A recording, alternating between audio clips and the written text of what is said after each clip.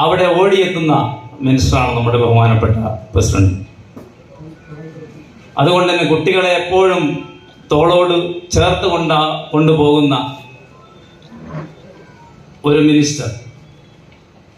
അതുകൊണ്ട് തന്നെയാണ് കുട്ടികളുടെ പ്രസ്ഥാനമായ നമ്മുടെ പ്രസ്ഥാനത്തെയും അദ്ദേഹം രക്ഷപ്പെടുന്നതുമായ ഒരു സംഘടിത സ്ഥാപനമാണിത്.